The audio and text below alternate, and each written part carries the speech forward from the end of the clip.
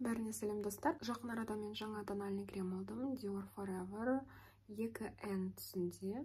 Және бүгін мен оны жағып, күні бойына тональный крем өзін-өзі қалай ұстайтынын көрсетемін. Алдымен бетімді ылғалдандырудан бастаймын. Ол үшін мен Oriflame Optimal сериясынан Even Out қолданамын.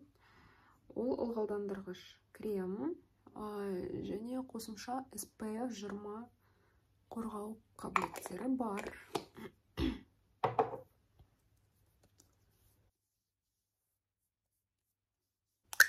Тональный кремді ашқан кезде осындай дозаторы болады. Сол дозаторы маған біреуі жетіп тұр. Оны мен өзімнің Zoeva 106 пудраға арналған кисточкамен жағамын. Жаққан кезде астынан бастаймын. Астына яғни ең көп қабат болады. Оны сосын үстіне қарай көтеремін.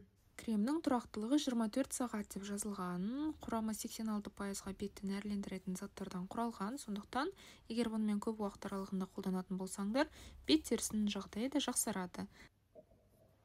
Жаққан кезде шынында да беттің барлығын жақсы жауып шығады, бірақ менің мына порларым әлі де көрініп тұр. Бетте сезілмейді. Және бұл кремнің күштісі комедонды пайда болдырмайды. Байқап отырғандарыңдай, мен көздің айналасына жақпаймын. Көздің айналасына мен Dior Forever Skin корректорды жағамын. И то оны өте көп алмаймын. Кішкене ғана кисточкамен ақырындап жеңіл қабатын ғана жағып шығамын. Сосын мұна поры жақтарымды мен круговыми движениями былай жасаймын. Тональный кремді жағып біттім. Енді күнделікке румяна ретінде мен өзім помадамды қолданамын.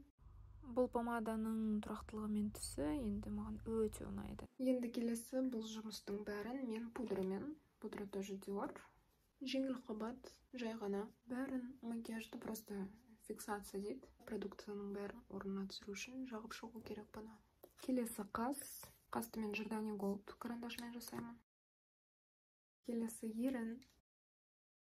Сосын жаңағы румяна қылып жаққан помаданы ерніме де жаға саламын. Енді келесі туш. Енді осының барлығын Make Up Fix спреймен қайтайтамыз. Бұл спрей бет терісін ылғалдандырады, нәрлендіреді, біраз жарықтандырып, макияж тұрақтылығын көбейтеді. Ал енді бір күн бойына не болатынын көреміз. Итак, қазір сағат 4. Міне менің макияжым осында болып тұр.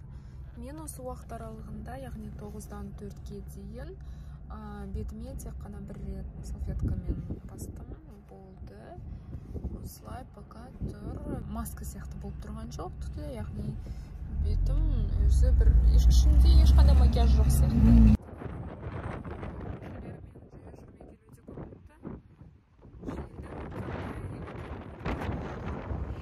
Бірақ макияж орнында қанша көзімді жұмдым жаңа топырақ болған кезде.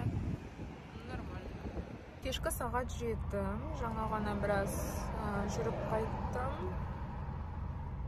Терімде ешқандай тональный крем жоқ. Әлі ұсталынып тұр. Жирный блеск тоже жоқ. Жай ғана жарқырау ішіне. Начинаем работать.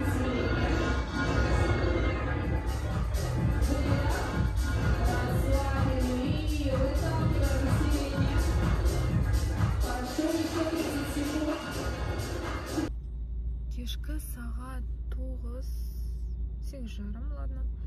Мен тренировкадан шықтым и получается бүгін сағат 1-де ғана салфеткамен бір рет бастым. Қалған уақытта түк істемедім. Сонда міне бетімде ешқандай тональный крем жоқ сияқты. Және жай ғана жарқырау, жирный блеск жоқ. Саусағымда ешқандай жир қалған жоқ. Күшті. Міне достар, мен үйге келдім. Үйге жеткенім бойынша тек туш орнында қалған жоқ, ал тональный крем орнында тұр. Барлығы дұрыс. Вот сонымен осымен қорыта келе біздің видеоны. Менің ойымша, шынында да жылына бір рет ақшаларыңды жинап, жақсы люксовый тональный крем алсаңдар, сендердің беттерің бір жыл бойына әдемі болып жүреді, және өздеріңде мәз боласыңдар. Және соған қосымша тональный кремнің құрамында өте сапалы заттар болады. Яғни сендердің терілерің сендерге рахмет айтады. Сонымен достар, біздің видео аяқталды. Ұнаса лайк басып, комментарий қалдырып, тағы да қандай тақырыптарға видео түсірсем болатынын комментарийға жазып қалдырып кетсеңдер, лайк басып қойсаңдар, соған риза боламын.